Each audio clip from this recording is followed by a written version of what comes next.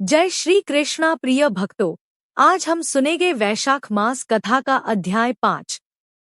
यम ब्राह्मण संवाद, नरक तथा स्वर्ग में ले जाने वाले कर्मों का वर्णन। ऋषियों ने कहा, सूत जी, इस विषय को पुनः विस्तार के साथ कहिए। आपके उत्तम वचनामृतों का पान करते करते हमें तृप्ति नहीं होती है। सूत जी बोले, महर्षियों, इस विषय में एक प्राचीन इतिहास कहा करते हैं, जिसमें एक ब्राह्मण और महात्मा धर्मराज के संवाद का वर्णन है। ब्राह्मण ने पूछा, धर्मराज, धर्म और अधर्म के निर्णय में आप सबके लिए प्रमाण स्वरूप हैं, अतः बताइए, मनुष्य किस कर्म से नरक में पड़ते हैं तथा किस कर्म के अनुष्ठान से वे स्वर्ग में जाते हैं? कृपा करके इन सब बातों का वर्णन कीजिए। यमराज बोले, ब्राह्मण, जो मनुष्य मन, वाणी तथा क्रिया द्वारा धर्म से विमुख और श्री विष्णु भक्ति से रहित हैं, जो ब्रह्मा, शिव तथा विष्णु को भेद बुद्धि से देखते हैं, जिनके हृदय में विष्णु विद्या से विरक्ति है, जो दूसरों के खेत, जीविका, घर, प्रीति तथा आशा का उच्छेद करते हैं, वे नरकों में जाते हैं। जो मूर्ख जीविका का कष्ट भोगने वाले ब्राह्मणों को भोजन की इच्छा से दरवाजे पर आते देख उनकी परीक्षा करने लगता है, उन्हें तुरंत भोजन नहीं देता, उसे नरक का अतिथि समझना चाहिए। जो मूढ़ अनाथ, वैष्णव, दीन, रोगातुर तथा वृद्ध मनुष्य पर दया नहीं करता तथा जो पहले कोई नियम लेकर पीछे अजितेंद्रियता के कारण उसे छोड़ देता है, वह निश्चय ही नरक का पात्र है। जो सब पापों को हरने वाले दिव्य स्वरूप, व्यापक, विजयी, सनातन, अजन्मा, चतुर्भुज, अच्युत, विष्णु रूप, दिव्य पुरुष श्रीनारायण देव का पूजन, ध्यान और स्मरण करते हैं, वे श्रीहरि के परम धाम को प्राप्त होते हैं, यह सनातन श्रुति है। भगवान दामोदर के गुणों का कीर्तन ही मंगलमय है, वही धन का उपार्जन है तथा वही इस जीवन का फल है। अमित तेजस्वी देवाधिदेव श्री विष्णु के कीर्तन से सब पाप उसी प्रकार नष्ट हो जाते हैं, जैसे दिन निकलने पर अंधकार। जो प्रतिदिन श्रद्धापूर्वक भगवान श्री विष्णु की यशोगाथा का गान करते और सदा स्वाध्याय में लगे रहते हैं, वे मनुष्य स्वर्गगामी होते हैं। विप्रवर, भगवान वासुदेव के नामजप में लगे हुए मनुष्य पहले के पापी रहे हों, तो भी भयानक यमदूत उनके पास नहीं फटकने पाते। द्विजश्रेष्ठ, हरिकीर्तन को छोड़कर दूसरा कोई ऐसा साधन मैं नहीं देखता, जो जीवों के संपूर्ण पापों का नाश करने वाला प्रायश्चित्त हो। जो मांगने पर प्रसन्न होते हैं, देकर प्रिय वचन बोलते हैं तथा जिन्होंने दान के फल का परित्याग कर दिया है, वे मनुष्य स्वर्ग में जाते हैं। जो दिन में सोना छोड़ देते हैं, सब कुछ सहन करते हैं, पर्व के अवसर पर लोगों को आश्रय देते हैं, अपने से द्वेष रखने वालों के प्रति भी कभी द्वेषवश अहितकारक वचन मुंह से नहीं निकालते, अपितु सबके गुणों का ही बखान करते हैं, वे मनुष्य स्वर्ग में जाते हैं।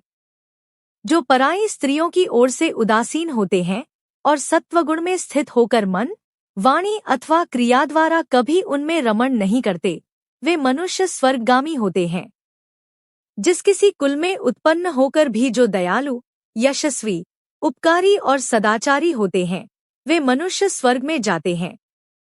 जो व्रत को क्रोध से, लक्ष्मी को डाह से, विद्या को मान और अपमान से, आत्मा को प्रमाद से, बुद्धि को लोभ से, मन को काम से तथा धर्म को कुसंग से बचाए रखते हैं, वे मनुष्य स्वर्गगामी होते हैं। विप्र, जो शुक्ल और कृष्ण पक्ष में भी एकादशी को विधिपूर्वक उपवास करते हैं, वे मानव स्वर्ग में जाते हैं। समस्त बालकों का पालन करने के लिए जैसे माता बनाई गई है तथा रोगियों की रक्षा के लिए जैसे औषध की रचना हुई है, उसी प्रकार संपूर्ण लोकों की रक्षा के निमित्त एकादशी तिथि का निर्माण हुआ है। एकादशी के व्रत के समान पाप से रक्षा करने वाला दूसरा कोई साधन नहीं है। अतः एकादशी को विधिपूर्वक उपवास करने से मनुष्य स्वर्गलोक में जाते हैं। अखिल विश्व के नायक भगवान श्रीनारायण में जिनकी भक्ति है, वे सत्य से हीन और रजोगुण से युक्त होने पर भी अनंत पुण्यशाली हैं तथा अंत में वे वैकुंठ धाम में पधारते हैं। एक जो वित्सी, यमुना, सीता, गंगा तथा पुण्यसलिला गोदावरी का सेवन और सदाचार का पालन करते हैं, जिनकी स्नान और दान में सदा प्रवृत्ति है, वे मनुष्य कभी नरक के मार्ग का दर्शन नहीं करते। 2 जो कल्याणदायिनी नर्मदा नदी में गोते लगाते तथा उसके दर्शन से प्रसन्न होते हैं, वे पापरहित हो महादेव जी के लोक में जाते और चिरकाल तक वहां आनंद भोगते हैं। जो मनुष्य चर्मणवती चंबल नदी में स्नान करके शौच संतोषादि नियमों का पालन करते हुए उसके तट पर विशेषतः व्यासाश्रम में 3 रात निवास करते हैं, वे स्वर्गलोक के अधिकारी माने गए हैं। जो गंगा जी के जल में अथवा प्रयाग, केदारखंड, पुष्कर, व्यासाश्रम या प्रभास क्षेत्र में मृत्यु को प्राप्त होते हैं, वे विष्णुलोक में जाते हैं। जिनकी द्वारका या कुरुक्षेत्र में मृत्यु हुई है अथवा जो योगाभ्यास से मृत्यु को प्राप्त हुए हैं अथवा मृत्युकाल में जिनके मुख से हरि इन 2 अक्षरों का उच्चारण हुआ है, वे सभी भगवान श्रीहरि के प्रिय हैं। विप्र जो द्वारकापुरी में 3 रात भी ठहर जाता है, वह अपनी 11 इंद्रियों द्वारा किए हुए सारे पापों को नष्ट करके स्वर्ग में जाता है, ऐसी वहां की मर्यादा है। वैष्णव व्रत एकादशी के पालन से होने वाला धर्म तथा यज्ञादि के अनुष्ठान से उत्पन्न होने वाला धर्म, इन दोनों को विधाता ने तराजू पर रखकर तोला था। उस समय इनमें से पहले का ही पलड़ा भारी रहा। ब्राह्मण जो एकादशी का सेवन करते हैं तथा जो अच्युत अच्युत कहकर भगवान नाम का कीर्तन करते हैं, उन पर मेरा शासन नहीं चलता। मैं तो स्वयं ही उनसे बहुत डरता हूँ। जो मनुष्य प्रत्येक मास में 1 दिन अमावस्या को श्राद्ध के नियम का पालन करते हैं और ऐसा करने के कारण जिनके पितर सदा तृप्त रहते हैं, वे धन्य हैं, वे स्वर्गगामी होते हैं। भोजन तैयार होने पर जो आदरपूर्वक उसे दूसरों को परोसते हैं और भोजन देते समय जिनके चेहरे के रंग में परिवर्तन नहीं होता, वे शिष्ट पुरुष स्वर्गलोक में जाते हैं। जो मर्त्यलोक के भीतर भगवान श्रीनर नारायण के आवास स्थान बद्रिकाश्रम में और नंदा सरस्वती के तट पर 3 रात निवास करते हैं, वे धन्यवाद के पात्र और भगवान श्री विष्णु के प्रिय हैं। ब्राह्मण जो भगवान पुरुषोत्तम के समीप जगन्नाथपुरी में 6 मास तक निवास कर चुके हैं, वे अच्युत स्वरूप हैं और दर्शन मात्र से समस्त पापों को हर लेने वाले हैं।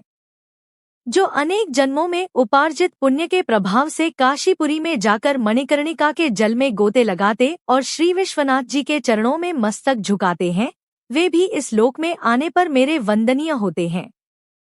जो श्रीहरि की पूजा करके पृथ्वी पर कुश और तिल बिछाकर चारों ओर तिल बिखेरते और लोहा तथा दूध देने वाली गौ दान करके विधिपूर्वक मृत्यु को प्राप्त होते हैं, वे मनुष्य स्वर्ग में जाते हैं।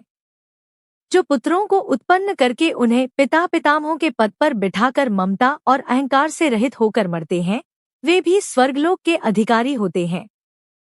जो चोरी डकैती से दूर रहकर सदा अपने ही धन से संतुष्ट रहते हैं अथवा अपने भाग्य पर ही निर्भर रहकर जीविका चलाते हैं, वे मनुष्य स्वर्गगामी होते हैं। जो स्वागत करते हुए शुद्ध पीड़ारहित मधुर तथा पापरहित वाणी का प्रयोग करते हैं, वे लोग स्वर्ग में जाते हैं। जो दान धर्म में प्रवृत्त तथा धर्म मार्ग के अनुयायी पुरुषों का उत्साह बढ़ाते हैं, वे चिरकाल तक स्वर्ग में आनंद भोगते हैं। जो हेमंत ऋतु शीतकाल में सूखी लकड़ी, गर्मी में शीतल जल तथा वर्षा में आश्रय प्रदान करता है, वह स्वर्गलोक में सम्मानित होता है। जो नित्य नैमित्तिक आदि समस्त पुण्यकालों में भक्तिपूर्वक श्राद्ध करता है, वह निश्चय ही देवलोक का भागी होता है। दरिद्र का दान, सामर्थ्यशाली की क्षमा, नौजवानों की तपस्या, ज्ञानियों का मौन, सुख भोगने के योग्य पुरुषों की सुखेच्छा निवृत्ति तथा संपूर्ण प्राणियों पर दया, ये सद्गुण स्वर्ग में ले जाते हैं। ध्यानयुक्त तप भवसागर से तारने वाला है और पाप को पतन का कारण बताया गया है। यह बिल्कुल सत्य है, इसमें संदेह की गुंजाइश नहीं है। 2 ब्राह्मण स्वर्ग की राह पर ले जाने वाले समस्त साधनों का मैंने यहाँ संक्षेप से वर्णन किया है। अब तुम और क्या सुनना चाहते हो? यह भाग यहीं पर समाप्त होता है। अगर आपको यह कथा पसंद आई हो तो कमेंट बॉक्स में जय श्री कृष्णा लिखकर हमारे चैनल को सब्सक्राइब करके वीडियो को लाइक और शेयर जरूर करें।